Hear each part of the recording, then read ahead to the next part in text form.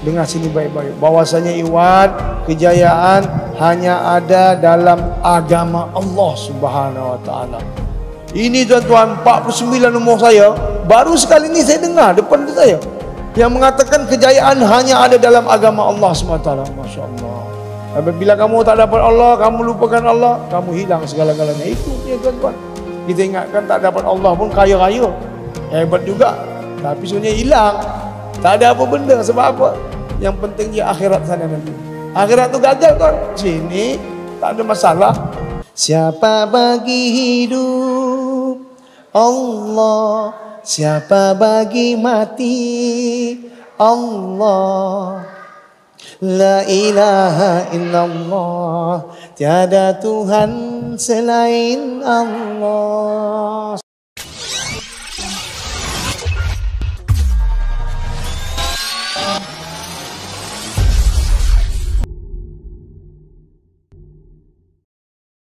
Assalamualaikum warahmatullahi wabarakatuh.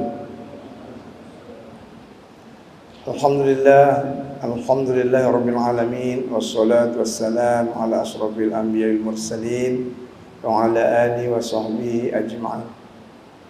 Asyhadu an la ilaha illallah wahdahu la syarika lah wa asyhadu anna Muhammadan abduhu wa rasuluh. Subhanaka la ilma lana illa ma 'allamtana innaka antal alimul hakim. Wala haula wala quwwata illa billahil aliyyil azim. Qala Allah ta'ala fil kitabil karim, a'udzu billahi minasy syaithanir rajim. Wa man ahsanu qawlan mimman da'a ila Allah wa 'amila shalihan wa qala innani minal muslimin. قال الله تعالى والله يدعو إلى دار السلام ويهدي من يشاء إلى صراط مستقيم. قال رسول الله صلى الله عليه وسلم من أحيا سنتي فقد أحبني ومن أحبني كان معي في الجنة. قال رسول الله صلى الله عليه وسلم من كان آخر كلامه لا إله إلا الله دخل الجنة. Sadaqallahul azim. Insyaallah yang dimuliakan Tuan Pengurusi Masjid, Tuan Timbalan Pengurusi, Tuan Imam, Tuan Bilal, EJK Masjid, tuan-tuan dan puan-puan dirahmati Allah Subhanahu wa taala. Alhamdulillah, syukur kita hadirat Allah, kehadirat Allah SWT, banyak-banyak syukur kerana Allah SWT masih lagi memberikan penghidupan kepada kita di muka bumi ini. Inilah salah satu sebenarnya kasih sayang Allah kepada kita.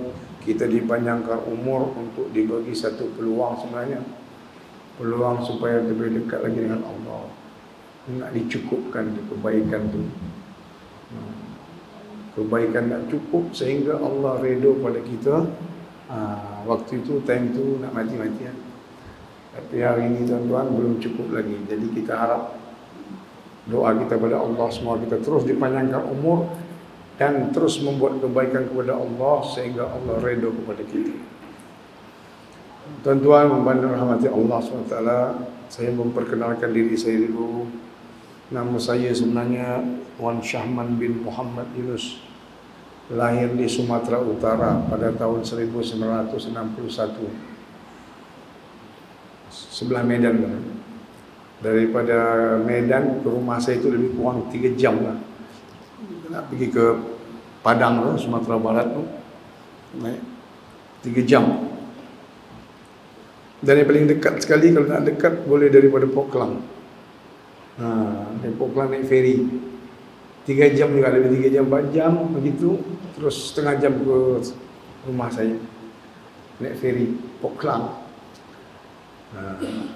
Jadi tuan-tuan dan rahmati Allah SWT, hari ini kita dipertemukan oleh Allah SWT atas maksud, bukan maksud dunia lah, atas maksud bagaimana hari kita boleh berkongsi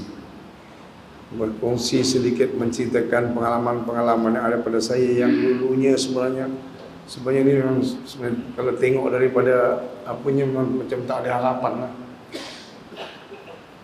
Tak ada harapan. 35 tahun keadaan hubud dunia dan macam-macam perkara yang saya buat yang jelasnya melanggar peraturan Allah SWT. Allah. Cuma saya tak sedar. Dan banyak sekali nikmat-nikmat yang Allah bagi kepada saya. Saya rasa lah, saya ini termasuk orang yang dilebihkan Allah SWT. Sebab apa tuan-tuan?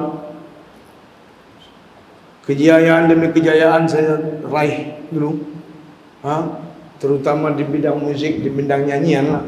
Sehingga satu hari tu, dengan ini pemberian dari Allah juga, nak sangat kata bagi. Maka digelar saya, sampai digelar saya The King of Dangdut Malaysia. Oh, Raja Dangdut tu. Itu Raja Dangdut. Kira-kira nama Bu Raja agung dengan saya tu sekira satu leting sama tu. Cuman saya tak ada negeri aja. Rakyat ramai.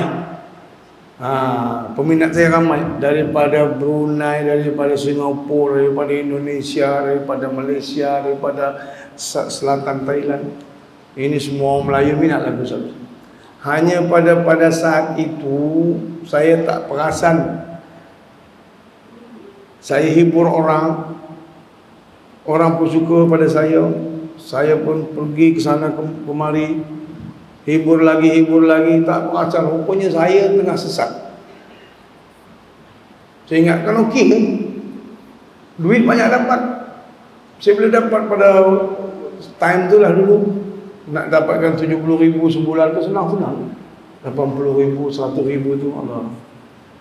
Tulis lagu, nyanyi, buat album, royalty ni, royalty tu. Tapi tuan-tuan, saya ingat kalaulah duit tu ada keberkatan, saya ingat saya dah jutawan juga. Dah jutawan tu. Dekat Indonesia je album saya pernah terjual dengan saya punya production lah, ada di sana penyanyi, 4 juta unit. 4 juta kali RM1 kan. So waktu itu sekeping RM1. Haji kira lah 4 juta kali RM1 tu berapa kan. Di sini jangan tanya lah dulu. Memang banyak. Tapi yang jadi pertanyaan, mana itu duit? Tak kaya pun. Malah saya rasa saya waktu itu Allah, tenggelam. Habis tu hanyut. Maka apa yang ada tuan-tuan sebenarnya tak ada keberkatan langsung. Penat saja saya sebenarnya. Penat. Kat dunia ni kita itulah. Kalau kita tak beriman pada Allah sebenarnya hidup kita ni sia-sia. Penat lagi sebenarnya. Buat satu perkara yang bodoh. Penat. Dunia ini tak ada apa-apa. Walaupun bagaimana kekayaan kamu, kan, tak ada apa. Sebab apa? Sifat dia sementara. Dia ni sifat dia sementara. Dan sifat yang berterusan itu adalah akhirat. Hanya pada waktu itu kita tak tahu. Jadi kita langgar semacam aja lah. Habis semua. Lampu hijau jalan, lampu kuning pun jalan, lampu merah pun langgar tu. Habis. Masya Allah. Dan akhirnya tuan-tuan, Allah kecundang juga. Nasib baiklah umur dipanjangkan. Dulu 30 tahun saya dalam keadaan hubud dunia. Pernah saya dah setengah mati, 3 suku mati, nyawa-nyawa ikan pun pernah. Tapi tak mati-mati. Saya tahulah pergaulan saya dulu, kelab sana, kelab sini, apa. Jadi tuan-tuan, sebelum saya raih kejayaan tu, perjalanan saya dulu, ketika saya ingat lagi tahun 80, ini kita nak berkongsi ni. Tahun 80 saya pernah merantau daripada Indonesia, habis tamat sekolah teknologi menengah. Sini politeknik lah. Saya pun merantau lah, pergi Singapura. Wah, Singapura. Mula-mula nak apa? Nak belajar kapal. Niat betul-betul kapal nak belajar. Orang nak mengaji pondok, aku pergi belajar kapal. Tuan-tuan, sampai sana 2 tahun dekat Singapura, kapal tak ke mana, saya tak ke mana, hanyut. Hanyut bukan di laut, di darat. Tak jadi apa. Mulai dunia kan. Itu umur saya itu 18 lah, 19 ni. Kemudian ada orang beritahu saya dalam masa 2 tahun tu saya sana, ada orang beritahu, nak betul kau minat belia kapal, kau pergi Jerman. Pasti boleh belia kapal. Sebab dekat Jerman ada satu tempat namanya Hamburg. Di sana memang internasional punya pelabuhan. Saya minat macam pasal tuan-tuan, terbanglah saya daripada Singapura naik Aeroflot, saya tu kapal terbang Rusia tu. Pergilah saya ke Moskow. Dari Moskow saya pergi Frankfurt, dari Frankfurt saya pergi turun naik kereta api dulu. Ini Jerman ni tahun 80 ni lah, memang dah 81 83 tu. Awal 83 saya pergi, 2 tahun saya di Singapura. Pergi saya ke sana, sampai saya di Hamburg itu, memang ada orang-orang kita di sana ramai. Malaysia, Singapura, kan? Sana menunggu-nunggu kapal tu lah, mana yang belum kerja tu, nanti ada peluang kerja terus boleh. Saya sampai di sana jumpalah saya kebetulan orang kita juga dari Sumatera juga, dibawa saya ke rumah. Bawa ke rumah tuan waktu itu, saya pun masuk. Di depan pintu tu tuan-tuan ditulis ni, selamat datang rumah gadang. Rupanya orang Minang pula semua ramai sana. Orang Minang ramai. Ada persatuan Minang pula di Jerman. Hamburg. Tuan-tuan, apa terjadi dalam masa 5-6 bulan saya sana pun tak jadi juga belayar. Sebab apa? Kejutan budaya pula. Kejutan budaya. Kita muda-muda jumpalah Mak Saleh sana, Mak Saleh sini, semua ramai-ramai ni kumpul-kumpul ni sebab ada belajar bahasa Jerman tu. Free pula belajar bahasa Jerman tu. Di situlah orang ramainya pula. Dari Tunisia, dari London, daripada Belanda pun. Habislah. Tahu tak jadi apa? 5 bulan lebih. Waktu itu mana ada handphone, main surat-surat aja. Mak saya bila saya mana saya pergi surat. Datang surat dari mak saya, suruh balik. Baliklah kalau tak ada kerja, dia bilang. Saya pun balik. Balik. Tahun itulah 83. Akhirnya tu, kira-kira 6 bulan lebih gitu kan. Saya di rumah sebulan okey lagi lah. Masuk bulan kedua udah panas betul. Pasal apa? Udah biasa merantau. Saya minta lah pada orang tua saya nak pergi lagi. Ibu.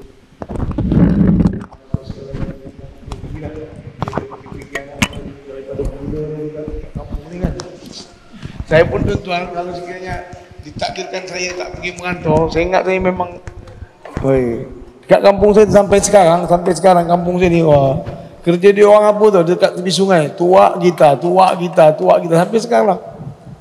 Memang tradisi tu. Kalau saya tak merantau pun tak nasib saya punya ketua pula saya sana, ketua.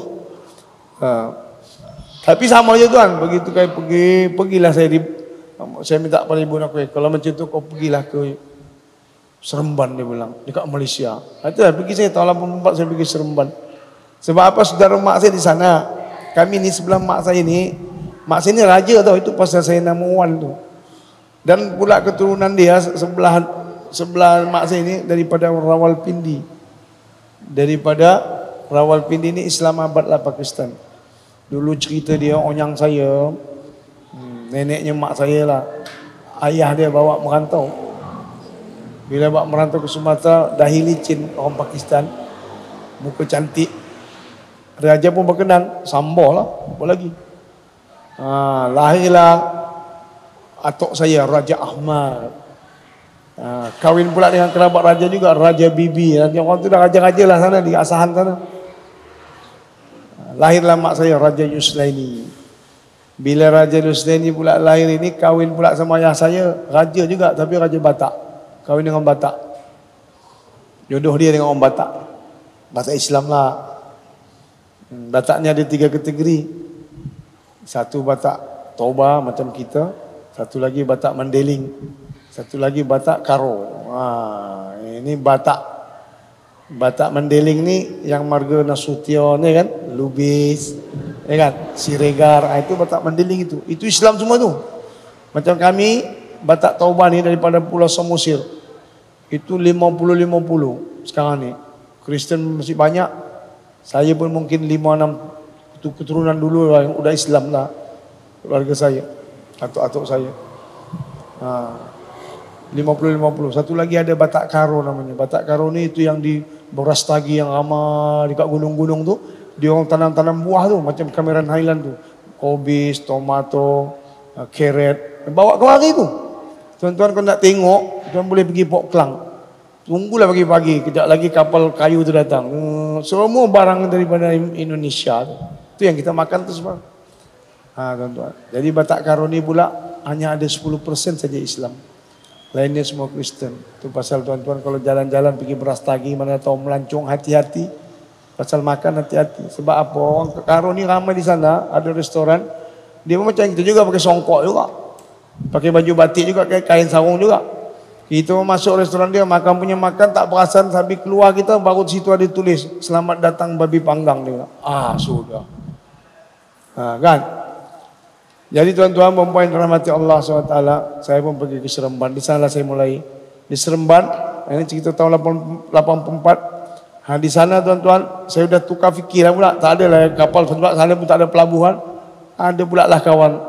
Dia tengok saya boleh main gitar, nyanyi-nyanyi situ kan. Kau nak kerja tak? Kita buat kerja klub. Saya cakap, boleh lah kalau cubalah. Saya pun 2 orang lah saya. Dia main gitar, saya main bass. Ada pakai drum mesin. Saya ingat lagi dulu, gaji baru RM700 sebulan. 2 minggu dah habis dah duit. Pinjam tokeh 2 minggu tu, itulah. Jadi kami mulai selain nyanyi. Saya pun buat klub. Daripada situ tuan-tuan, dia naik. Orang ajak pula saya main kat Kuala Lumpur. Saya pun pergi Kuala Lumpur beberapa tempat. Kemudian orang ajak pula saya pergi main grup dekat Excelsior Hotel dekat Ipoh. Lepas itu tuan-tuan, saya pindah ke Kuala Lumpur lagi beberapa tempat. Kemudian orang offer pula lagi saya pergi ke Penang ni, City View tu. City View Penang tu, lama saya situ. 6 bulan ada. Kerja malam lah, pukul 8.30 kan 3 set, 4 set tu sampai pukul 1. 45 minit muzik, setengah 15 minit free. Lagi 40 minit lagi, 15 minit lagi rehat. Dia bagi makan 3 kali sehari, hotel dia bagi semua lah. Kemudian daripada situ saya pergi pula ke mana? Pergi dibawa, diantar pula saya dengan City View Johor Bahru pula. Daripada situ tuan-tuan saya pergi ke Sarawak pula. Mulai naik lagi, tinggi lagi. Jauh pula. Pergi Sarawak. Pergi Kuching. Pergi Kak Miri. Semua saya dah. Itulah pengalaman yang ada 5 tahun saya. Dalam masa 5 tahun tu, adalah pernah saya pergi studio orang ajak. Kami ada buat recording juga, grup kami. Tapi tak menjadilah. Saya pun tak ada import sangat, nyanyi sikit-sikit je. Jadi tuan-tuan saya fikir, bagus juga ni kalau recording ni. Daripada situ saya minat pula, saya nak jadi penyanyi. Mula-mula main muzik je. Saya nak jadi penyanyi lah juga. Jadi tuan-tuan saya pun tulis lagu. Tulis. Saya panggil sesenis semua kan, pergi studio. Dubbing, mixing. Maka tuan-tuan selepas 5 tahun tu, pengalaman tahun 1990, saya keluarkan satu album. Keluar album tu tuan-tuan dengan izin Allah. Kau nak sangat katanya kan. Dia bagi betul-betul, meletup pula album tu. Album pertama saya ingat lagi dekat Seberang Jaya. Time tu dulu kan Nescafe Pujaan 10. Juara Nescafe Pujaan 10 tahun 1990. Jatuh dengan lagu Fantasia Musim Cinta. Tak peranjat saya tuan. Tiba-tiba lagu saya naik nombor 1. 24 minggu di carta kedudukan waktu itu. Fantasia Musim Cinta. Makcik pernah dengar lagu tu? Pernah? Macam mana? Pernah, aku belum nyanyi lagi. Kan? Tapi orang tahulah semua lagu tu. Ku genggam awan kelabu, ku gapai langit yang biru, arah kita kian bersatu, tinggalkan lagu rindumu. Pernah dengar tu, Cik? Hebat tuan-tuan. Daripada situlah saya pun apa lagi mulai dikenali orang. Walaupun saya bukan orang Indonesia, bukan Malaysia, tapi waktu itu saya sudah SC Merah lah, tahun 84. Bila saya datang 3 bulan di Seremban dah orang offer dah. Waktu itu. Siapa nak Indonesia, si merah, saya bayar RM150. Wah, kan, keluar dia merah dia punya pendaftaran tu, terus. Okey, sila melapor ke Batu Pahat. Wah, saya pun pergi ke Batu Pahat. Dapat tuan-tuan nasi merah sampai sekarang. Alhamdulillah. Jadi tuan-tuan, begitulah satu album tu, Fantasia Musim Cinta. Kemudian 91 saya keluar lagi album. Dah mulai ni, ramai peminat ni mulai. Keluar lagi album saya, album yang kedua iaitu Cinta Ciptaan Kita. Nama pun nama akidah dah lari. Mana ada cinta ciptaan kita? Cinta ciptaan Allah lah. Tapi kita pandai-pandai pula buat lirik cinta ciptaan kita. Kan? Okey, naik lagi lagu. Tahun 93 keluar lagi satu album. Apa nama albumnya? Romantika Air Mata. Itu time tu memang air mata sajalah. Lepas tu 94 keluar lagi satu album.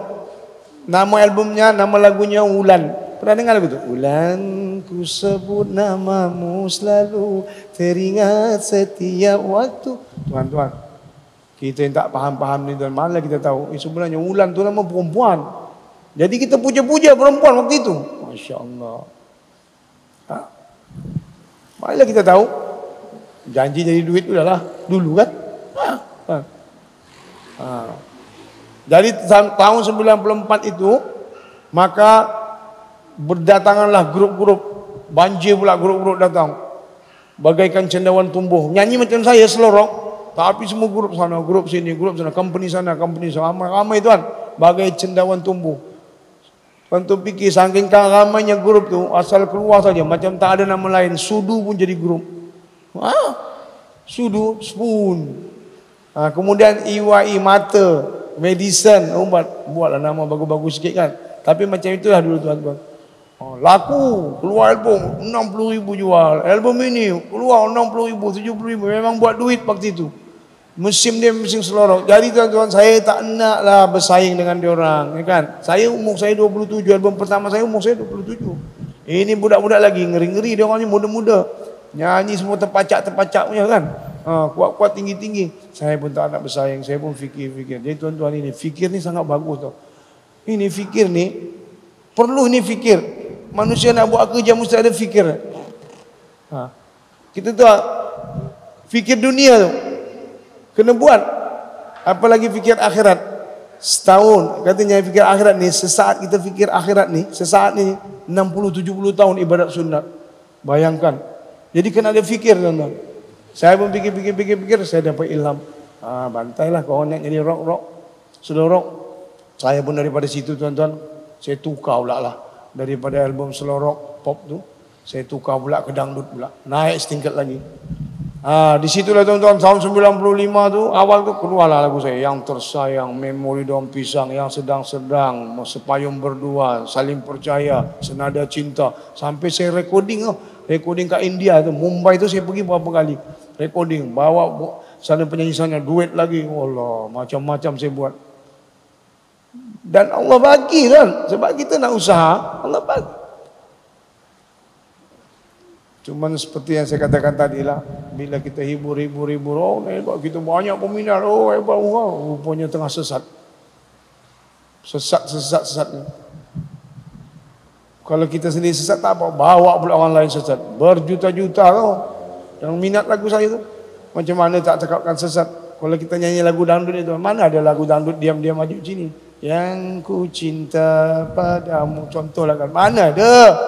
Semua berjoget aja, goyang sana, goyang sini, pegang sana, pegang sini, minum sikit, Allah Akbar. Semua asbab daripada siapa? Lagu saya tuan-tuan. Dulu lagu saya tu, ya Allah.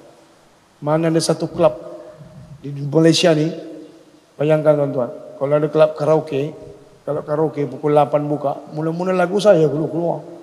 Ada lagu lain. Macam itu juga klub malam pukul 10 malam, keluar lagu saya dulu keluar. Berkenalan katanya kan, lagu saja. Semua saham-saham saya dapat. Allah. Tuan-tuan. Jadi tuan-tuan itulah. Tapi alhamdulillah tuan-tuan. Nak bagi tahu, inilah Allah SWT yang Maha Pemurah, Maha memberi kesempatan. Selepas saya hijrah tu kan, semua ada 10 buah lagu saya tu. 10 buah lagu saya yang dulu laro-laro tu lah. Saya berfikir, tukarlah lirik ini. Dulu daripada dunia kepada akhirat, daripada makhluk kepada yang khalik.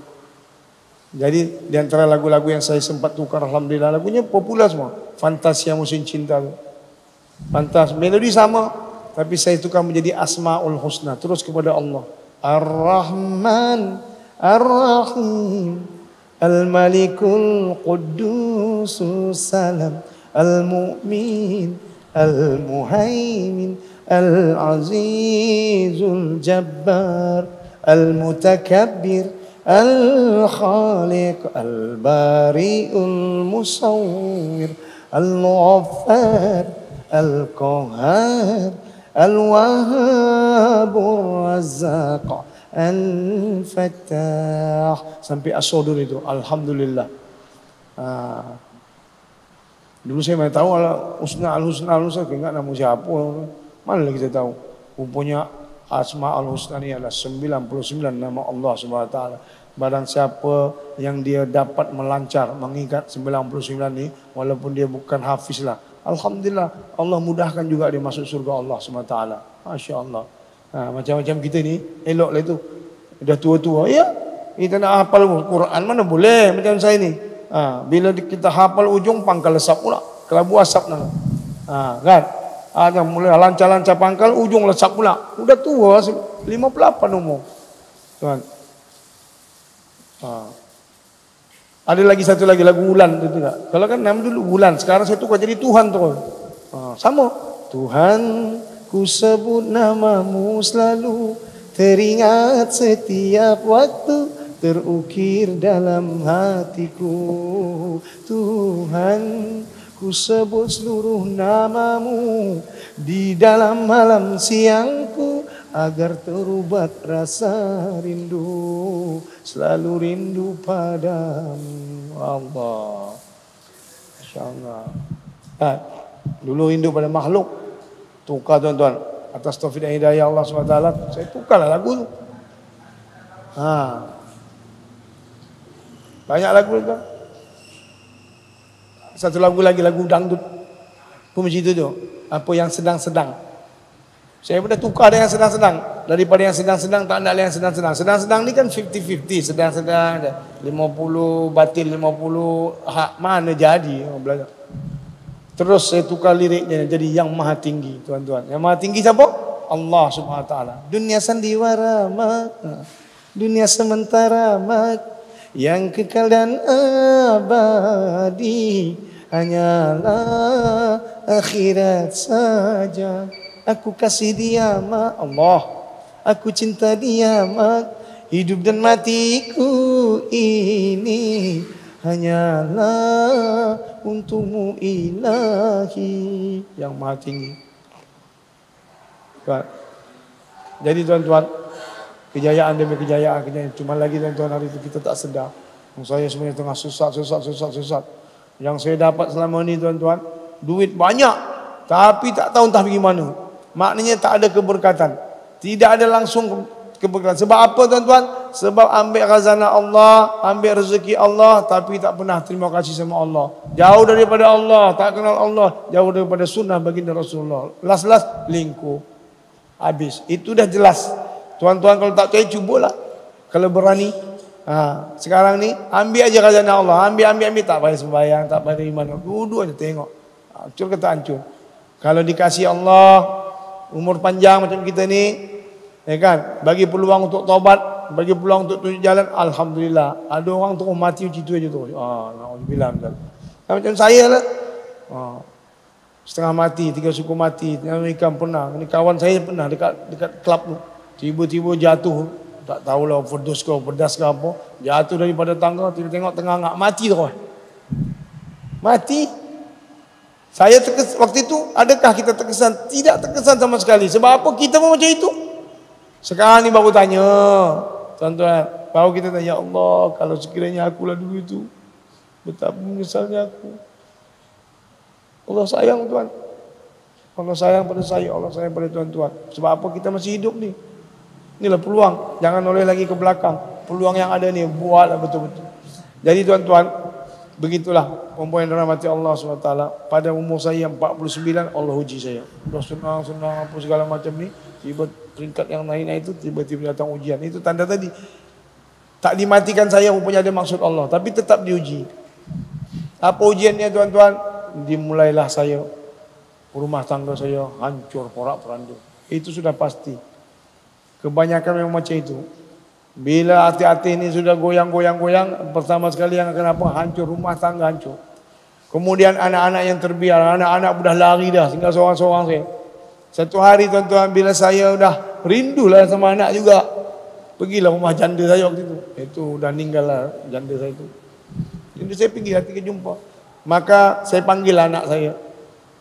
Bila saya panggil tuan-tuan, dia orang keluar, tapi tak nak jumpa saya. Apa dia orang buat dengan saya? Ini betul-betul tuan. Dia ejek-ejek saya. Dia ejek macam ngolok-olokkan saya. Oh, dia buntut-buntutkan, juluh-juluhkan lidah. Masya Allah. Ini terjadi pada diri saya. Apakah ini salah saya? Salah di mereka? Bukan. Memang salah saya. Allah nak tunjukkan. Ya Allah. Tak nak jumpa. Tapi dia, yalah, sekarang ni sudah saya baiklah dengan dia orang. Umur dia waktu itu 7 tahun, 5 tahun, 3 tahun. Mana anak lah kan? Mana tahu. Ini Allah nak tunjukkan pada saya. Kemudian saya pun kecewa. Baliklah saya ke rumah.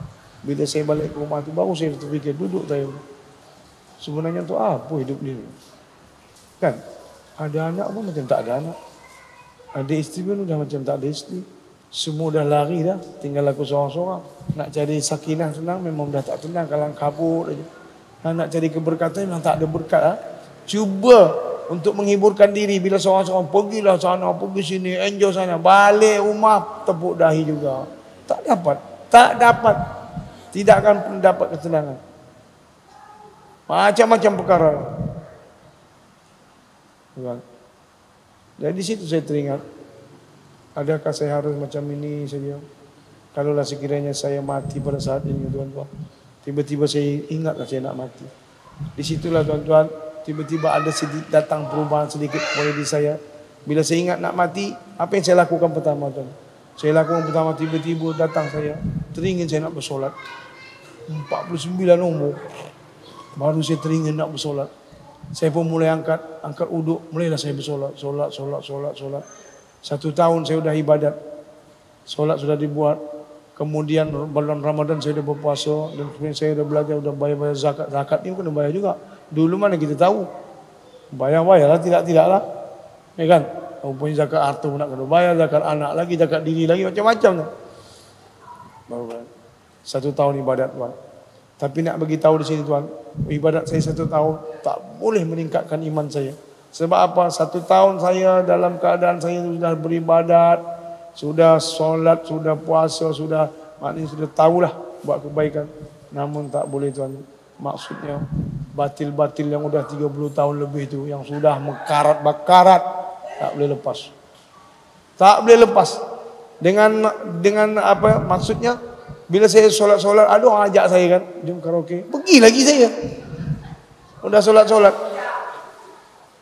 Bulan Ramadan puasa-puasa sudah siap tarawih, ada orang ajak saya pergi kelab. Pergi lagi. Maknanya apa yang saya buat selama ini tak boleh cabut. Buat. 1 tahun tak jadi apa. Tapi oleh kerana mungkin doa ibu saya atau terus saya beristiqomah kan. Satu hari tuan-tuan, dengan izin Allah, yang saya boleh duduk sini tu, jadi juga rupanya. Di mana tuan-tuan, saya dapatkan betul-betul hidayah ni, yang boleh di Singapura juga.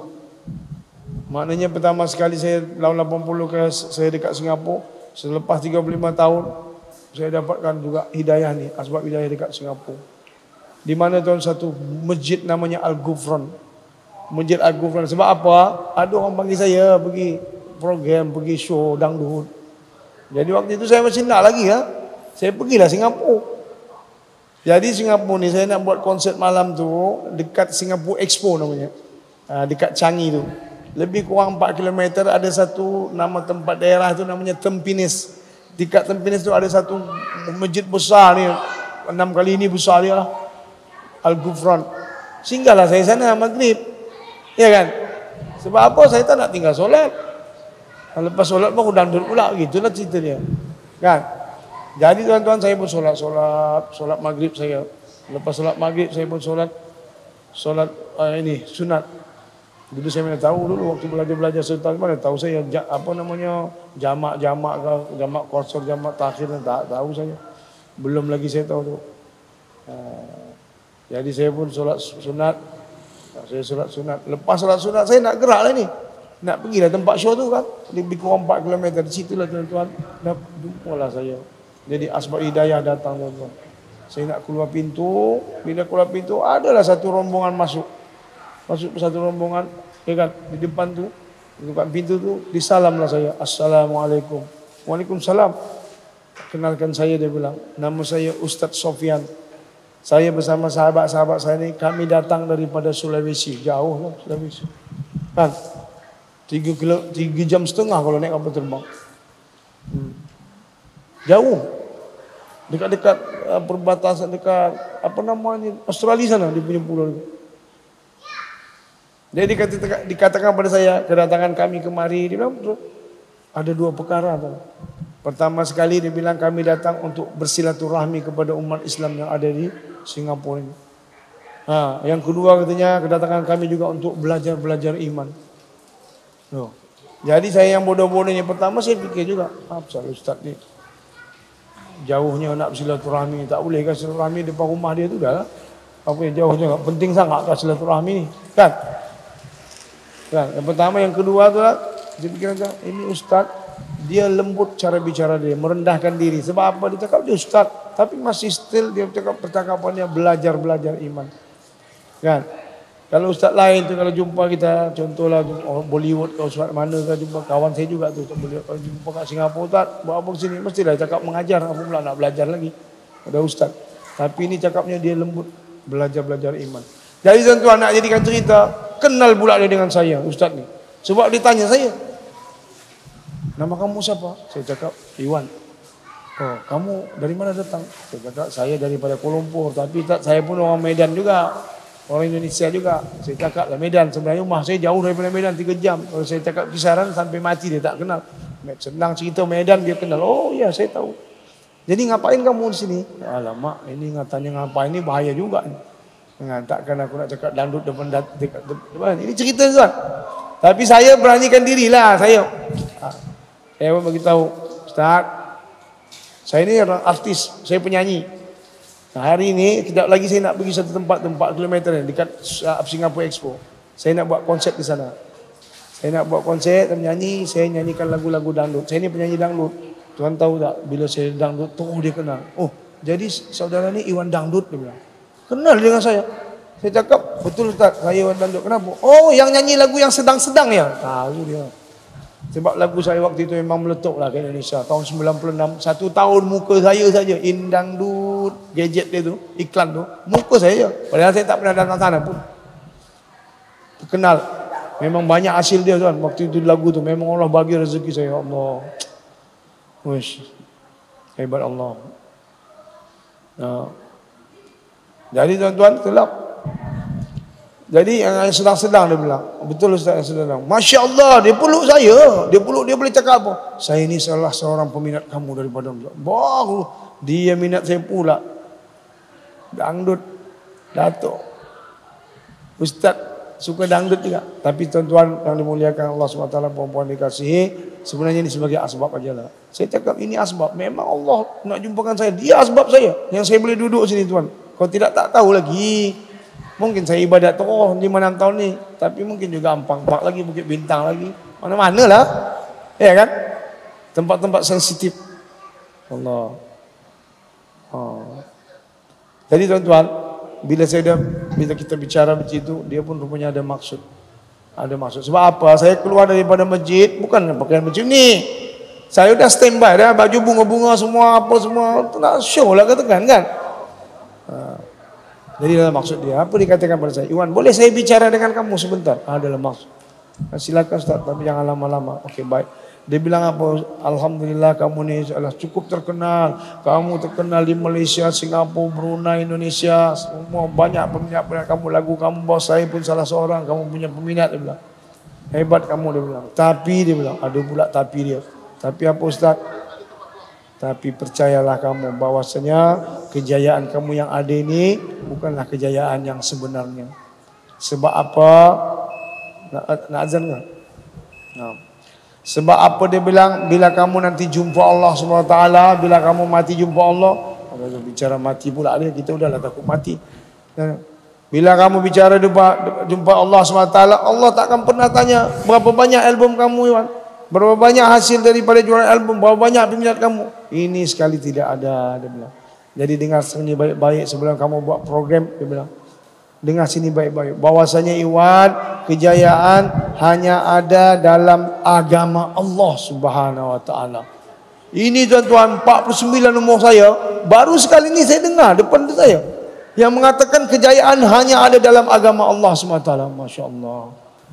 Jika kamu ambil agama, maka kamu akan berjaya depan Allah. Tapi kamu tinggalkan agama, walaupun dunia ni kamu ambil semualah, pulun semua, tapi tetap juga kamu akan gagal di hadapan Allah SWT. Salah apa? Tak bawa agama.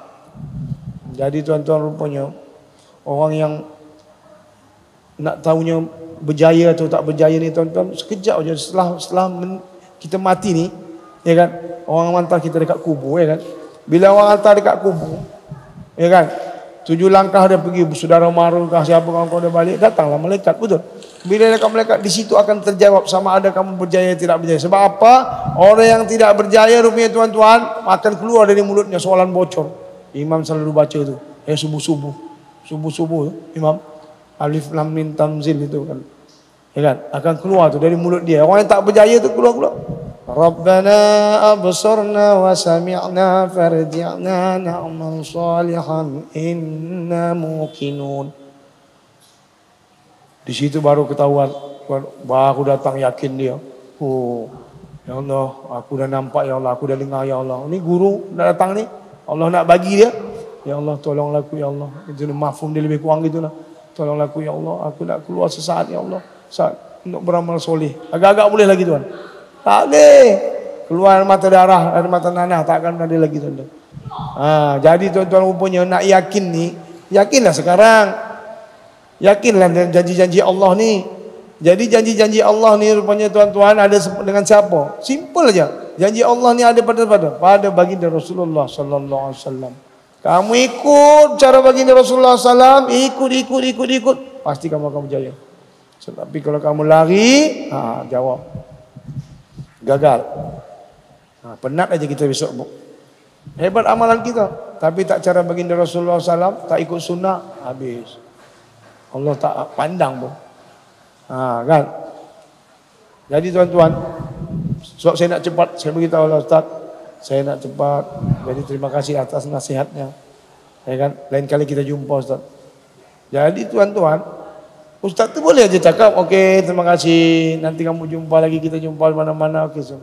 Tapi dia tak cakap macam itu tuan-tuan. Apa cakap dia dengan saya? Iwan, kapan kamu pulang ke Kuala Lumpur? Saya bilang besok Ustaz. Kenapa? Kalau begitu izinkan saya lusa mau ketemu kamu lagi di Kuala Lumpur. Saya akan datang jumpa kamu. Boleh? Dia bilang. Ya Allah, boleh macam ini ke tuan? Ini daripada perkataan dari mulut dia. Dia ada hajat juga dengan saya, nak kerja juga, nak bersungguh-sungguh juga tuan-tuan. Orang yang bersungguh-sungguh ni ada dalam Al-Quran. Walladzina jahadu fina lanahdiyannahum subulana. Barang siapa yang bersungguh-sungguh atas agamaku ini, maka aku akan buka jalan-jalan hidayah, banyak jalan. Betul tuan-tuan. Lusa tu datang dia. Memang sungguh-sungguh datang, bukan tipu-tipu. Saya ambil dia, saya bawa ke rumah. Waktu itu saya tinggal dekat Sentul, Kuala Lumpur.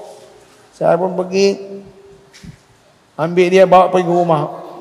Pukul 12 sampai dalam rumah, sampai pukul 6 tak tidur.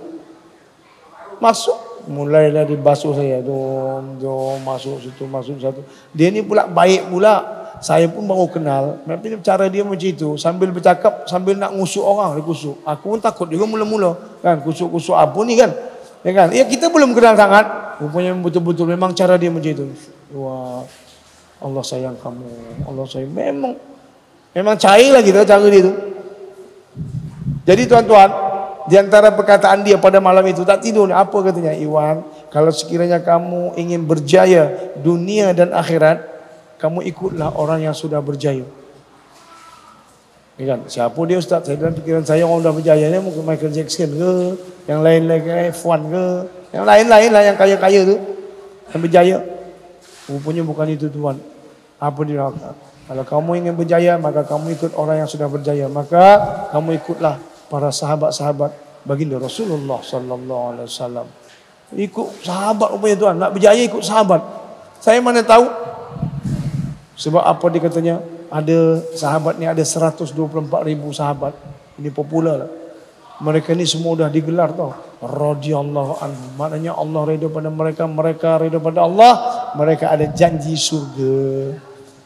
Dalam hadis baginda Rasulullah SAW yang mahfumnya lebih kurang. Barang siapa yang mengikut-ikut satu kaum. Meniru-niru satu kaum. Mencontoh-contohi satu kaum. Niscaya dia akan dibangkitkan bersama kaum itu. Niscaya. Bukan moga-moga. Bukan insya-Allah. InsyaAllah itu belum tentu lagi. Ada perkataan niscaya. Maknanya pasti kamu akan dibangkitkan bersama kaum itu. Satu lagi ada yang popular juga. Hadisnya. Sahabat-sahabat aku ini bagaikan bintang-bintang di langit. Kata baginda Rasulullah SAW. Hadis. Kalau kamu ikut salah seorang di antara mereka. Tak payah 124,000. Penat kita banyak sangat. Salah seorang aja. Maka niscaya juga. Kamu akan diberi petunjuk. Dapat hidayah juga tuan-tuan. Siapa dia tuan-tuan? Nak ikut salah seorang, ikutlah Abu Bakar Siddiq, ya kan? Sayyidina Umar, Sayyidina Utsman, Sayyidina Ali, Abdul Rahman bin Auf, banyak tuan. Dan di antara mereka ini adalah yang paling rapat dengan baginda Rasulullah SAW. Dan mereka ini pula diriwayatkan surga tanpa hisap lagi. Masya Allah. Kita ini yang kita nak ikut. Rupanya kena ikut ini tuan. Tak payah jauh-jauh. Kita nak ke sana, kona sini. Ini saja. Ikut para sahabat. Apa korban dia, tengoklah. Apa kerja dia, tengoklah. Bagaimana taat dia pada baginda Rasulullah SAW. Ini tuan. Masya Allah. Jadi itu tuan ditargib saya. Targib itu maknanya dibagi. Kemudian pendekkan cerita lah kan. Ditaskil pula saya. Saya dulu mana tahu taskil ni.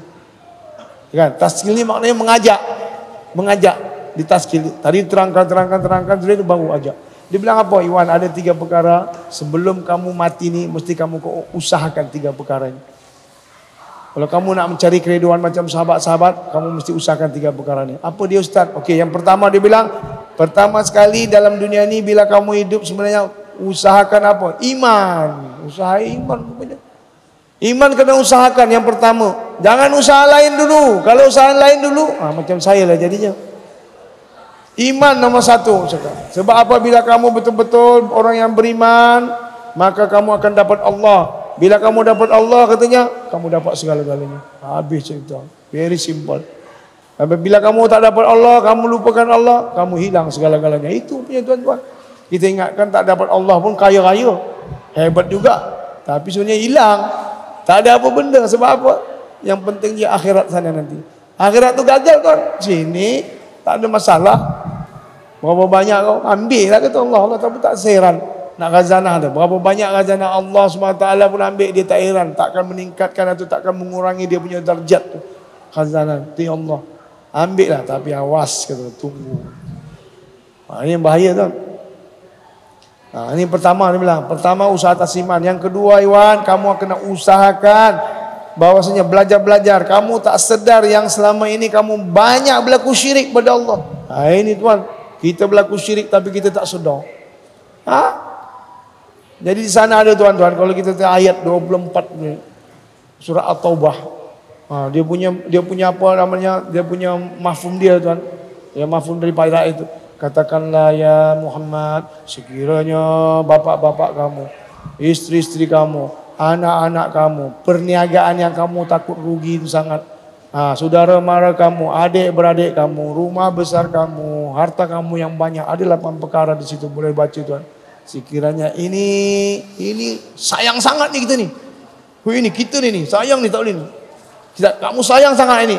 Sehingga kamu jauh lebih sayang ini daripada Allah. Kemudian Rasul. Patutnya cukuplah 2 aja kan, Allah dan Rasul. Rupanya dalam ayat tu tak ada 3 tuan-tuan. Berjihad untuk agama Allah. Ini 3. Kalau kamu lebih sayang yang 8, daripada yang tiga ni katanya ada ancaman Allah. Apa dia? Fatarabbathu. Awas kata Allah, sehingga Allah sendiri akan buat perhitungan langsung pada kita. Apa dia? Azab Allah akan datang. Wah, ini tuan, kita tak sedar kecil, besar, sederhana azab Allah. Dan telah dibuktikan tuan-tuan.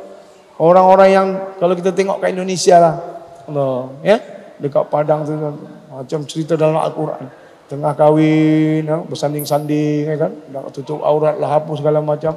Tiba-tiba saja, Allah buka bumi, masuk semua. Yang orang kahwin dia, bapak dia, mertua dia, orang yang makan semua yang terlibat, masuk habis tenggelam. Kalau kita tengok dekat Ambon, dekat apa namanya, dekat Lombok, kita tengok dekat Sulawesi, Allah, lumpur menenggelamkan satu kampung. Ini azab kan? Sebab apa? Sebab banyak berlaku syirik. Hari ini tuan-tuan kena fikir-fikirkan. Jangan sampai kita saya cinta sangat kepada lapangan sehingga kita tinggalkan ini. Allah, Rasul dan berjihad untuk agama Allah. Ini tiga perkara tu. Jangan main-main. Nak belajar-belajar supaya kita nak buktikan pada Allah, sayang pada Allah, sayang pada baginda Rasulullah. Supaya apa? Apa yang diperintahkan Allah tu, perintah Allah tu, berjihad untuk agama Allah. Betul-betul. Jangan main-main ni. Ini perlu kita perhatikan betul-betul. Jangan sampai kita sendiri yang kena azab oleh Allah SWT. Sudah. Yang ketiga tuan-tuan, dia bilang, Iwan, dia tahu dah. Saya tengok kamu ni sudah okey, bagus, ibadahnya pun dah bagus. Tapi saya percaya kamu ni pernah membuat satu perkara-perkara yang dulu enggak bisa hilang, dia punya batil-batil belum hilang. Tahu pula dia. Dia tahu, macam kasap pula lah. Macam mana pula ustaz ni tahu pula? Dah setahun aku ni beribadat ni memang tak boleh hilang ni batil-batil. Rupanya tuan-tuan patutlah dia tahu. Sebab apa? Dia pun macam aku juga dulu. Dia orang yang dapat hidayah. Seorang pelakon, seorang penulis skrip, seorang pengarah di Jakarta sana. Patut orang yang ganteng kan, tinggi. Sampai sekarang tuan-tuan dia adalah orang yang usaha atas agama juga. Sampai sekarang di Sulawesi. Alhamdulillah istiqamah. Dia pun macam saya tuan. Jadi perjalanan tu sama. Perjalanan nak dapat hidayah tu orang-orang macam kita ni lah. Memang dia mirip-mirip begitulah, sikit. Jadi tuan-tuan, di taskil saya begitulah. Dia bilang apa? Kalau kamu nak dapatkan tiga perkara ini, ya kan? Ya kan, dapatkan tiga perkara ini, iaitu belajar-belajar untuk tingkatkan iman, belajar-belajar untuk buang syirik, belajar-belajar untuk buang batil ini, maka dia bilang di taskil saja, kamu kena ikut macam mana yang kami buat. Saya mula-mula mana tahu apa yang dia buat. Dia belum jelaskan, barulah jelaskannya tuan-tuan. Rupanya mereka ini adalah jemaah tabligh yang sedang bergerak. Mereka tengah bergerak daripada mana tuan? Daripada Jakarta pergi ke Filipina, kemudian dari Filipina pergi ke Malaysia, pergi Singapura tuan. Sepanjang perjalanan mereka doa hari-hari, Allah hidayah umat ya Allah, hidayah umat ya Allah. Betul-betul tuan, nak tunjukkan saya sangkut satu. Dapat saya. Allah bagi pada saya doa hari itu pasal dia jumpa saya. Kata Allah takkan mungkin jumpakan. Ini asbab dia. Doa yang hidayah dapat saya tuan. Agar di taskil saya. Dibilang, kamu kalau lihat ada nanti kamu pergi surau-surau itu, kamu tengok ada jemaah-jemaah, kamu tanyalah. Kalau mereka ini senang aja, kamu tanya ada mereka ini keluar-keluar untuk fisabilillah ini, untuk belajar-belajar iman. Kalau ada keluar, ikut. Itu saja dia bilang sama saya. Ikut. Cakap, Ustaz, saya ni ikut-ikut juga. Udahlah bodoh, bangang pula. Mana saya tahu. Malulah saya kan. Bukan boleh ikut-ikut. Tapi dia kasih saya semangat. Saya tak tanya kamu ada ilmu ke tak ada ilmu. Tua ke muda. Sehat ke sakit. Miskin dan kaya. Yang penting rupanya Tuhan ada keinginan, ada tolak. Keinginan tak apa nak belajar ini. Belajar iman. Belajar buang syirik. Apa belajar buang batil-batil ini. Kalau kamu dapatkan ini Tuhan. Katanya, kamu ikut saja. Dia cakap, betul lah Ustaz. Betul, kamu ikut saja. Ada dalil dia bilang. Ada dalil punya, bukan setakat ikut-ikut. Apa dalilnya? Surah Yasin tuan. Ittabi'u man la yas'alukum ajran wa hum muhtadun. Dalam itu. Kalau kampung saya baca Yasin kadang-kadang malam Jumaat sampai 5 orang bagi makan. Makan banyak. Rupanya di sebalik dari surah Yasin tu ada hikmah dia. Ittabi'u man la yas'alukum ajran wa hum muhtadun. Katanya apa dia? Ikutlah orang-orang yang tidak meminta balasan apa-apa. Tidak minta upah. Jadi bilang, ini cerita Abi bin Nazar sebenarnya. Kalau tuan-tuan baca surah Yasin tu adalah di situ cerita dia. Macam mana Abi bin Nazar ni bila dia cakap pada orang kampung, ittabi'u man la yas'alukum ajran wa hum muhtadun. Pada Nabi yang Nabi pertama kena bunuh, kedua kena bunuh. Nabi ketiga datang Abi bin Nazar. Nabi mengatakan tu, ikutlah orang ni tak minta upah ni. Dajjal orang kampung ni, dia bunuh pula Abi Nazar ni. Mati dia. Bila mati saja, serta merta malaikat pun datang, ambil roh dia, masuk terus surga Allah SWT. Sampai di sana ada satu lagi perkataan ayat dia bilang, alangkah bahagianya sekiranya orang-orang kampung aku ni tahu aku sekarang sudah berada di surga Allah SWT. Masya Allah. Itu baru cakap ikut. Belum lagi betul-betul ikut, baru bercakap dah masuk surga. Tuan. Jadi kamu ikut. Jadi tuan-tuan, dia bilang kalau kamu ikut ini maka Allah akan bagi kamu juga 3 perkara, yaitu Allah akan terbiah kamu langsung. Tak ada orang ajar orang lain, Allah terbiah. Dibagi kamu kepahaman agama langsung. Kemudian Allah akan ampunkan dosa kamu. Jadi tuan-tuan, pendekkan cerita, saya pun dah pergi balik desa fikir. Why not? Saya cuba. Saya pun pergilah dekat Sentul tu. Memang Allah tunjukkan. Sebab ada keinginan itu, memang Allah permudah. Saya pun pergi satu surau namanya surau Al-Bakariyah. Surau tinggi dekat kampung Cubadak, Sentul. Masuk situ subuh-subuh, tengok ada orang tengah musyarat, duduk-duduk. Ini agaknya ni fikir. Saya pun tanya sama Abang Lan nama dia. Tapi time tu saya tak tahu lah. Abang ni saya nak tanya abang, kenapa? Abang ni ada ke keluar-keluar tu? Pergi keluar-keluar nak belajar tu. Ada kenapa? Berapa keluar 3 hari tu? Ya ada kenapa? Bang saya nak ikut boleh? Saya offer diri saya tu. Tak bayar dia. Wah apa? Terperanjat dia. Dia kenal saya. Tapi saya tak pernah datang situ. Wah, apa dia sebutan dia? Tahulah orang tablik ni macam, Masya Allah, insya Allah, Alhamdulillah, boleh. Itu aja lah tuan.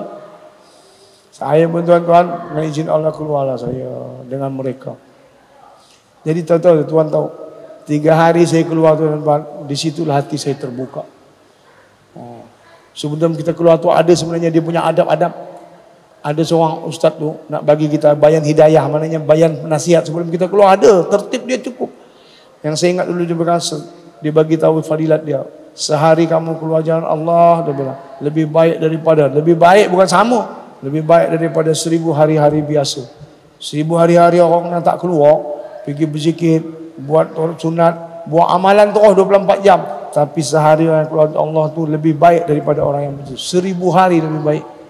Satu subhanallah katanya kamu sebut dalam keluar dalam Allah sekurang-kurangnya 700,000 bagi. Maknanya subhanallah 700,000 kali kita sebut. Subhanallah. Kalau tak keluar paling-paling 10 kebaikan saja. Tuan. Dan katanya bila kamu keluar jalan Allah ada amir. Bila amir dia cakap kamu macam mana nak taat saja. Bagaikan malaikat taat kepada Allah, sahabat taat kepada baginda Rasulullah, begitulah kamu taat kepada ketua kamu amir. Jadi tuan-tuan saya pun keluar 3 hari, terbuka hati saya. Sebab apa tuan terbuka tuan-tuan? Sebab di dalam tu mereka telah ajar saya, dimuzakarahkan kepada saya pada apa? Muzakarah saya tentang adab-adab sunnah-sunnah baginda Rasulullah sallallahu alaihi wasallam. Itu aja. Tiba-tiba terfikir, sampai saya terfikir, macam ni aku punya agama. Macam ni punya, begini agama. Hebatnya Allah. Hebatnya agama Allah ni sebenarnya.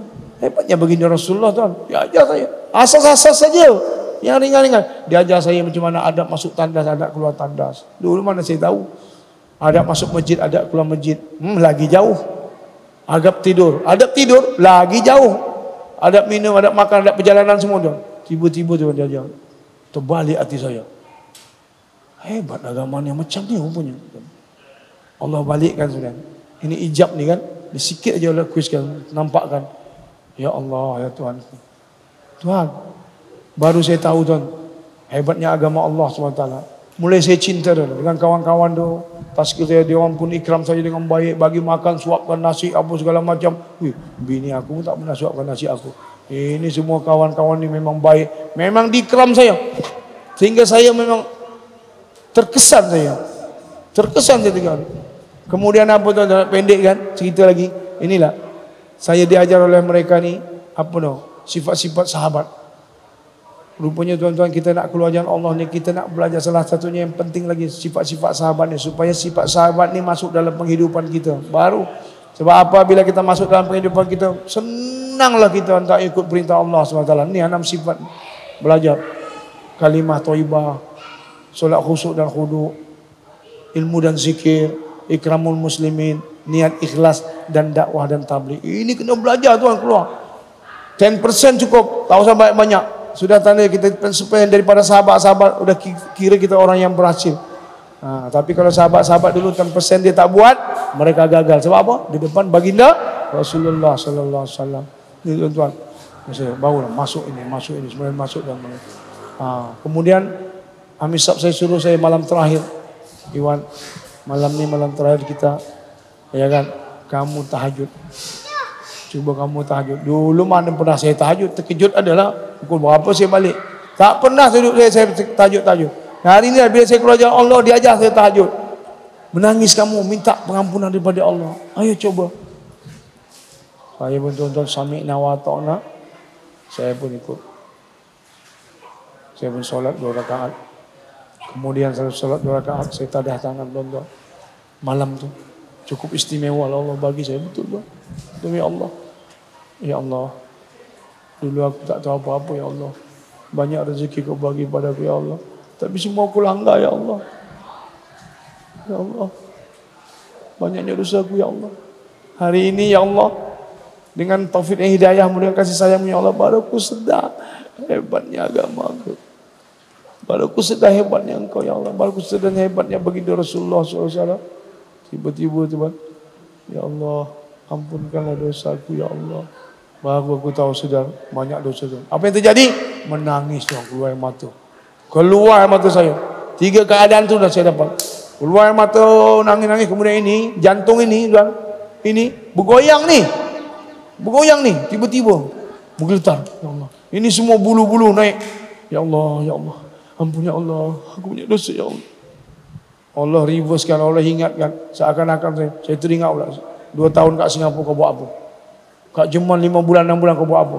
Kat hotel ni kau buat apa? Kat hotel ni kau buat apa? Kat Sarawak kau buat apa? Semua nyanyi kau buat apa? Ini semua dangdut kau buat apa? Ya Allah, ampun ya Allah, semua dosa ya Allah, semua dosa.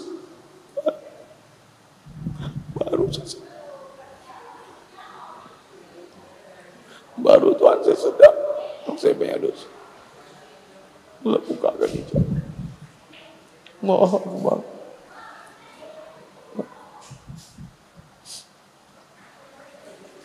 Tiga kali saya keluar.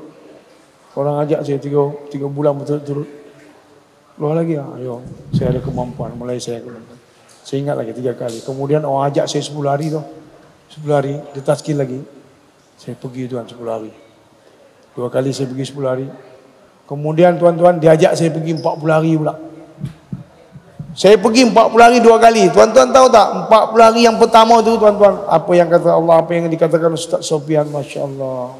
Tiba-tiba ada datang kekuatan saya 40 hari yang pertama tu. Habislah. Barulah tercabut batil-batil yang ada tuan-tuan. 3 induk maksiat yang susah tu tuan, lepas. Yang lain-lain lagi tuan, lepas. Tak nak ini lagi, tak nak itu lagi. Ada ajak juga.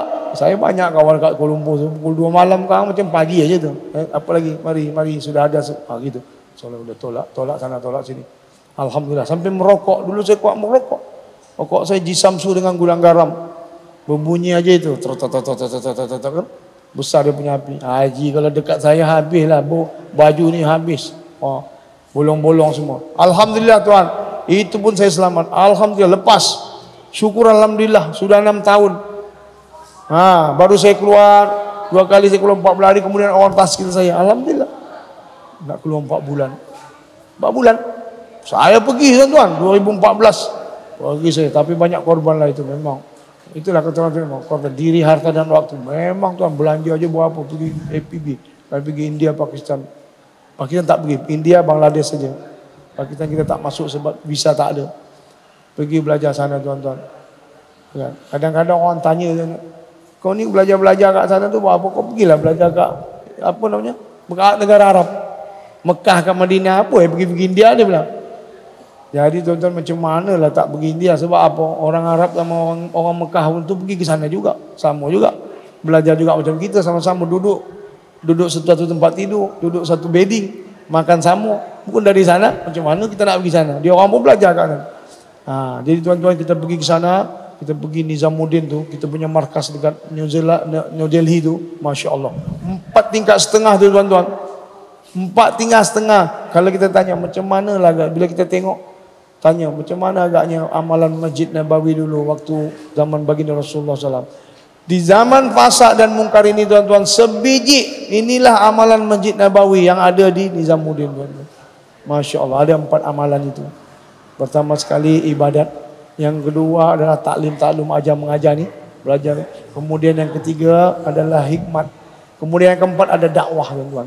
Ini tuan-tuan, ya Allah, 24 jam, beribu-ribu manusia di sana. Sebab apa sekarang ni? Dulu satu jemaah saja 100 tahun yang lalu. Satu jemaah yang dibentuk oleh Maulana Ilyas nama dia, daripada Mewat. Ni Maulana Ilyas ni keluar dengan bawa orang ni. Hanya ada satu jemaah. Sekarang cicit dia tuan-tuan, dah 100 tahun. Berkatnya diistiqomahkan kerja ni. Cicit dia sekarang Maulana Sa'ad.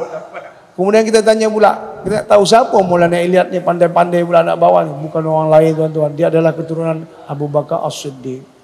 Jadi Allah bagi kepada Abu Bakar As-Siddiq punya keturunan kembali kerja ni tuan-tuan. Sampai sekarang Maulana Sa'ad, iaitu cicit dia. Jadi daripada satu jemaah tu sekarang dah ada 232 negara lebih kurang buat kerja dakwah tuan-tuan. Sini aja kita tengok sikit-sikit, 5 orang, 6 orang, 3 orang, 6 orang. Tapi kita pergi seluruh dunia sedang tengah bergerak tuan-tuan. Tengah bergerak 232 negara sekarang. Tengah bergerak dengan tertib yang sama. Ada orang sekarang pukul 4 nak buat pergi jarah subuh, di mana subuh dah ada bayan di sini. Semua tertibnya. Masya Allah tuan-tuan. Kita pun ada tengok dekat Nizamuddin kan, beribu-ribu orang tuan-tuan. Bayangkan makan free, kita pun kadang-kadang dari mana lembu ni datang ni? Dari mana dia makanan ni datang? Orang makan beribu-ribu, beratus-ratus jemaah akan dikeluarkan daripada pagi tu keluar. 3 hari kita mula-mula 3 hari ditarget oleh Maulana Sa'ad. Target. Kemudian baru hari keempat bentuk jemaah. Kita ni orang Malaysia, kadang dengan Singapura, kadang dengan orang Thailand, kadang dengan orang Brunei. Satu lah 12 orang, panggillah dia orang, dia punya Amir Sab, dia orang India lah, dia yang tahu ni jalan. Pergi, keluar, ya Allah, 20 hari, 30 hari. Macam itulah, berselang-seling, beratus-ratus jemaah yang keluar, begitu juga yang masuk tuan-tuan. 24 jam, begitulah dia kehidupan di sana. InsyaAllah. Ajib kan.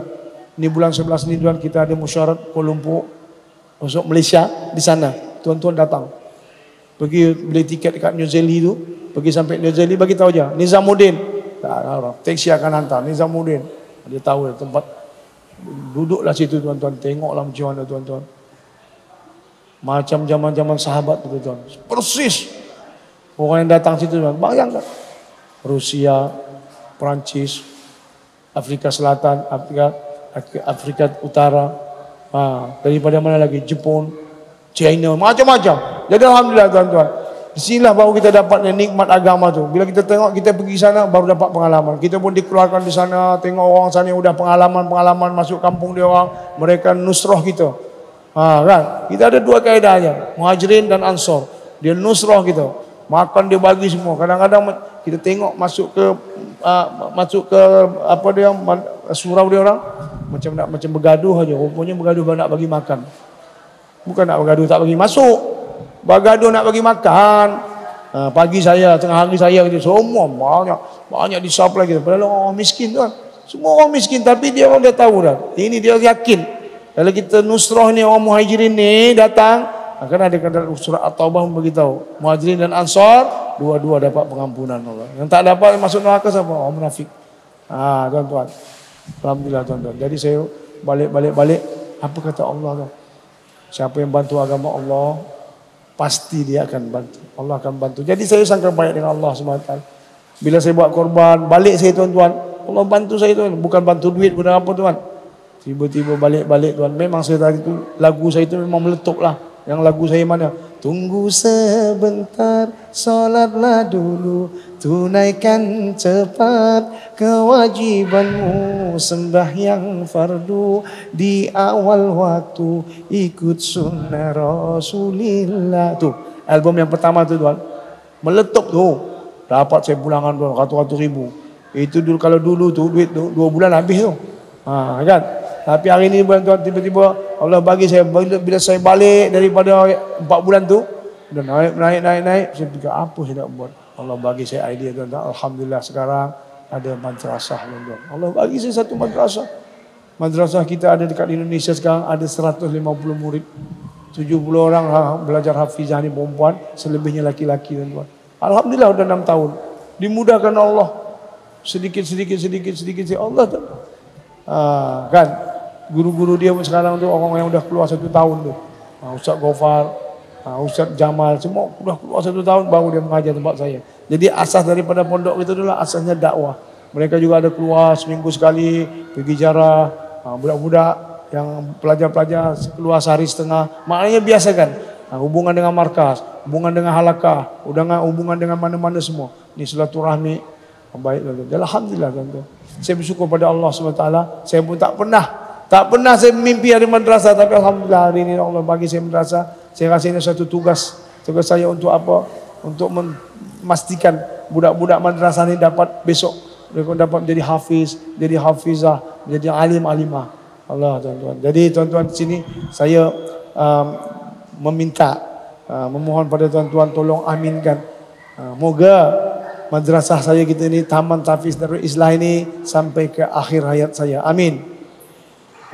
Moga juga tahfiz ini sampai ke anak cucu dan keturunan-keturunan saya. Amin. Dan juga sampai ke hari kiamat. Amin. Allahu Akbar tuan-tuan. Jadi inilah sebenarnya tuan-tuan.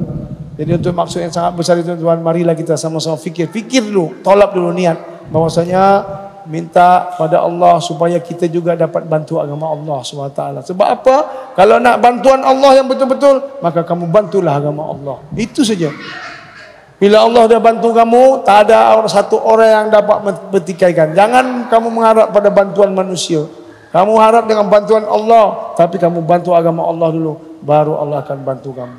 Jadi alhamdulillah tuan-tuan, saya bersyukur pada Allah SWT dengan dipanjangkan umur ini, maka Allah tunjukkan juga saya sebenarnya jalan yang sebagaimana jalan yang dikehendaki oleh Allah Subhanahu Wa Taala. Alhamdulillah.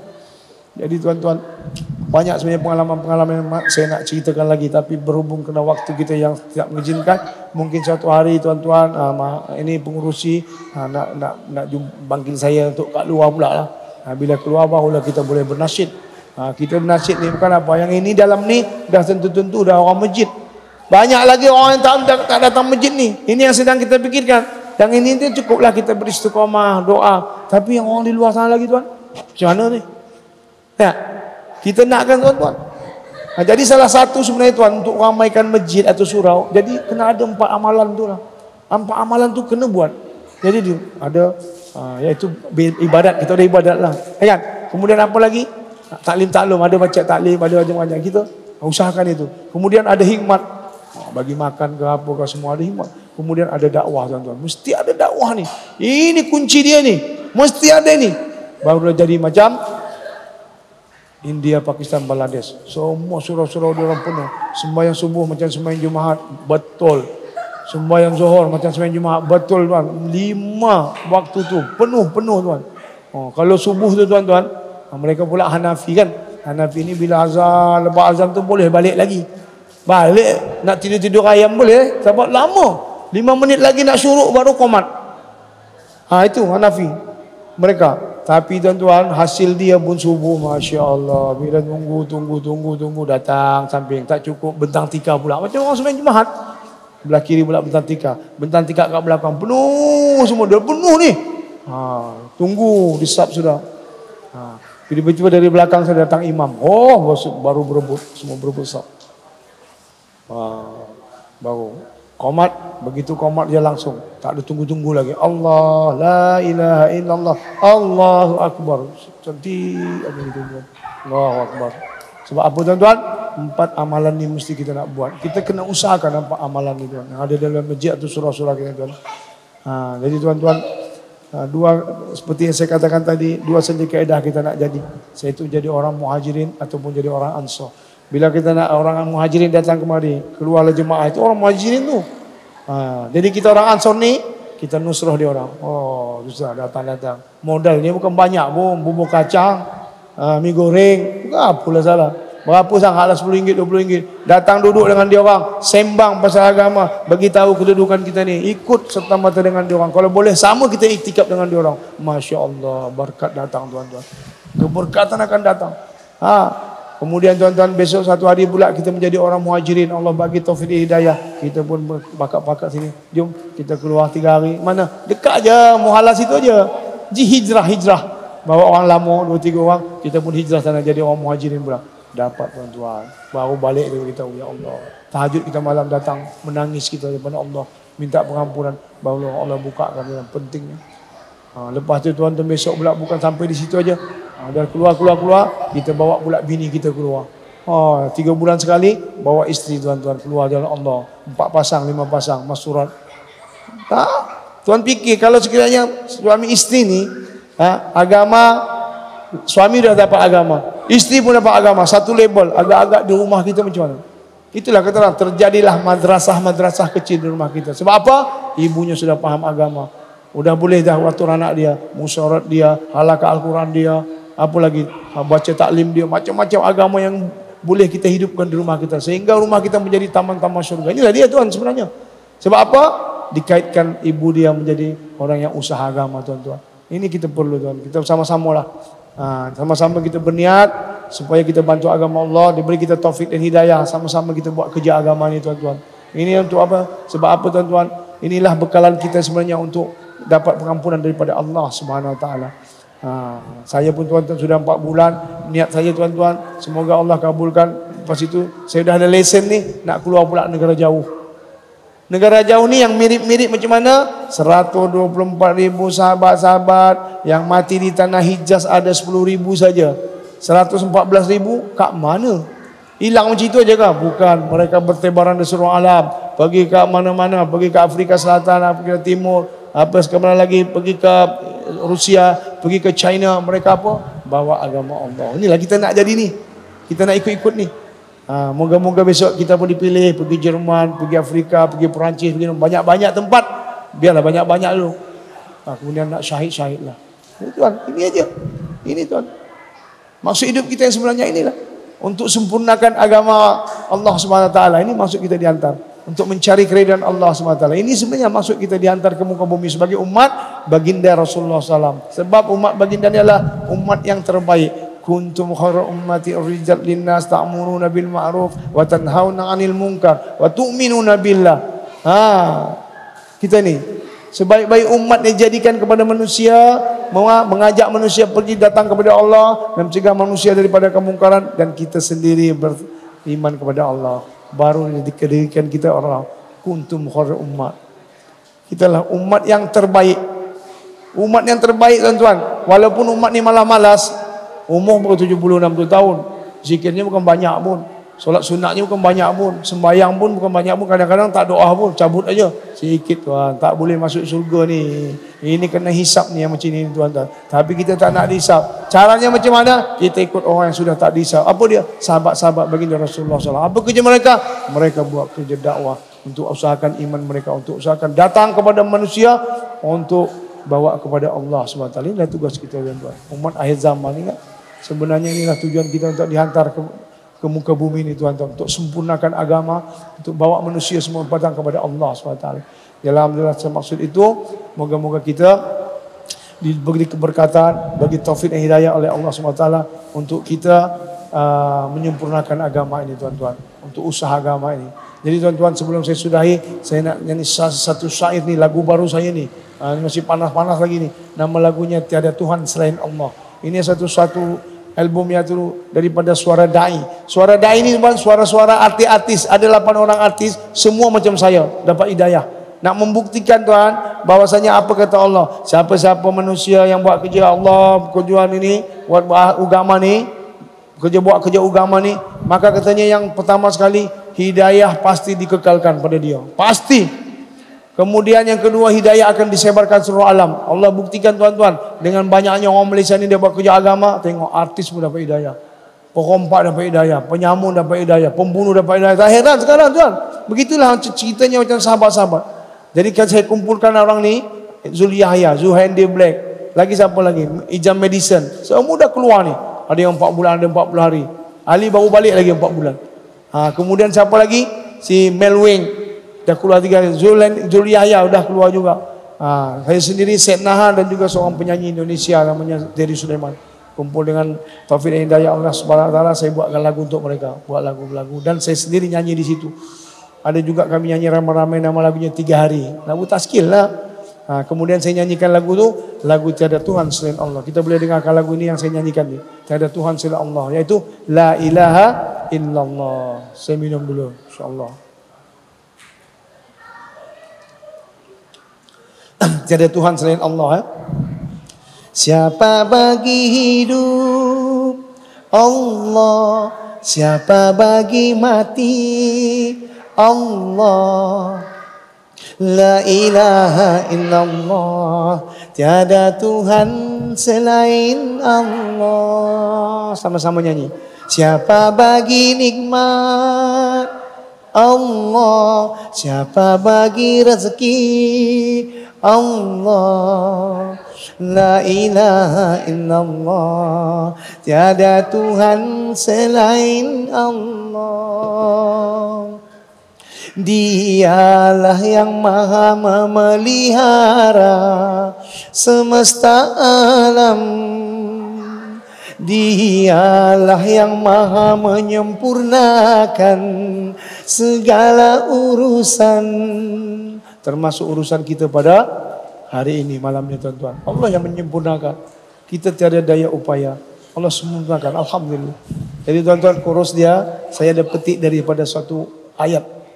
Daripada ayat Al-Waqiah. Chorus dia berbunyi, terangkan tentang air yang kamu minum, kamu atau kami yang menurunkannya, kata Allah. Kami mampu jadikannya menjadi masin. Mengapakah kamu tidak mensyukuri?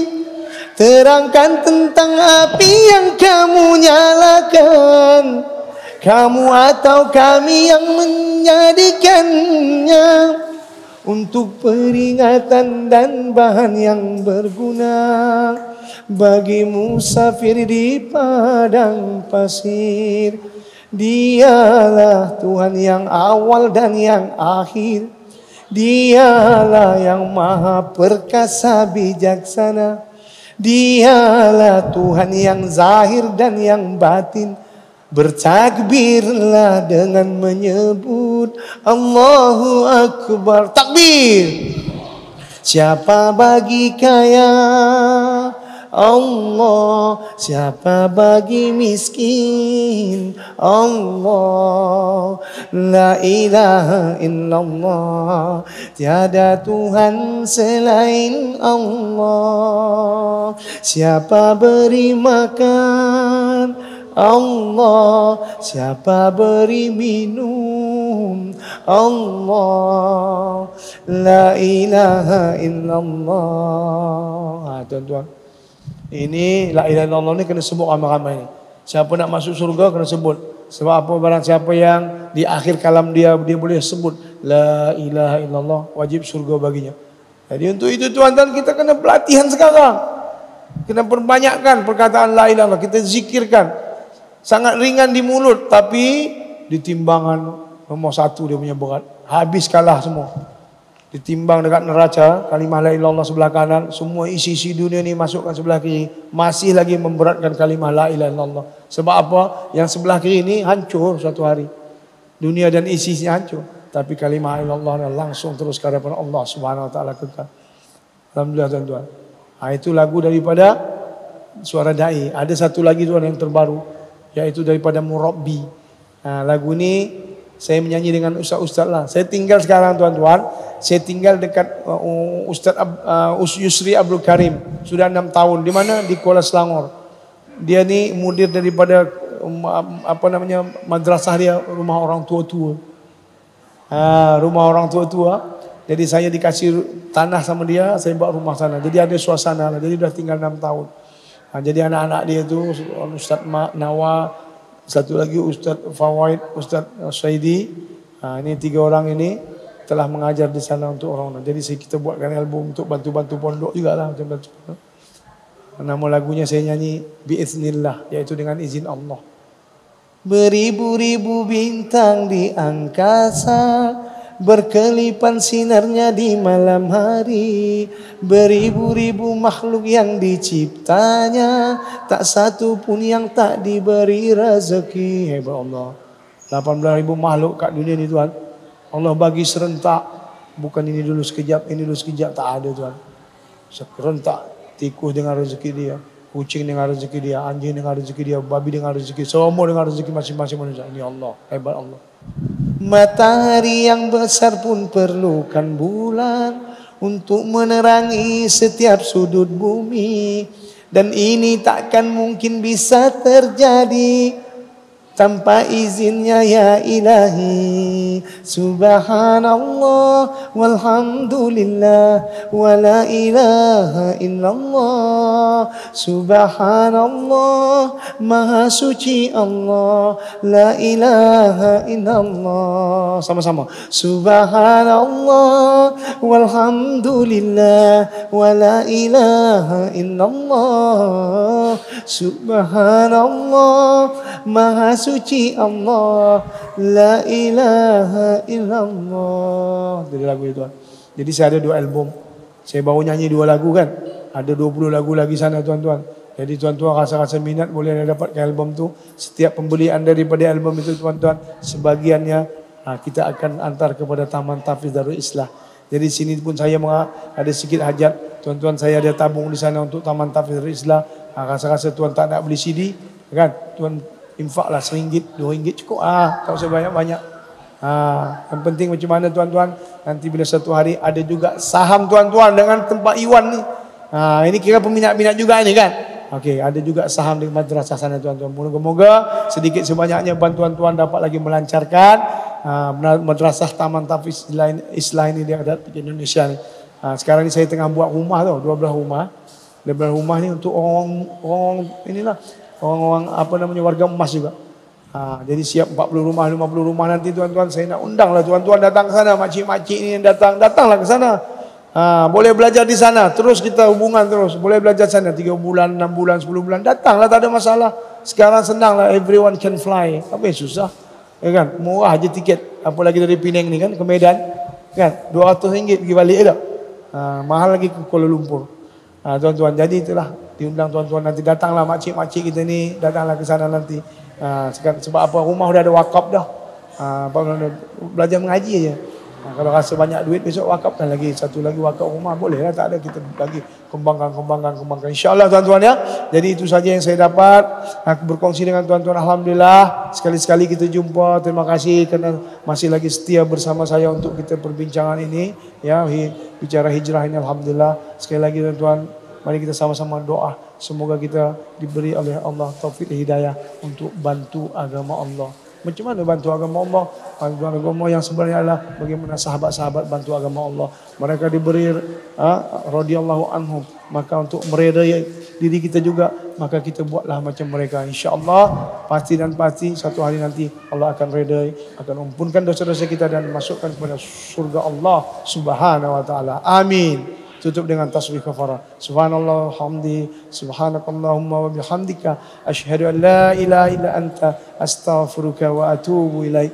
Assalamualaikum warahmatullahi wabarakatuh.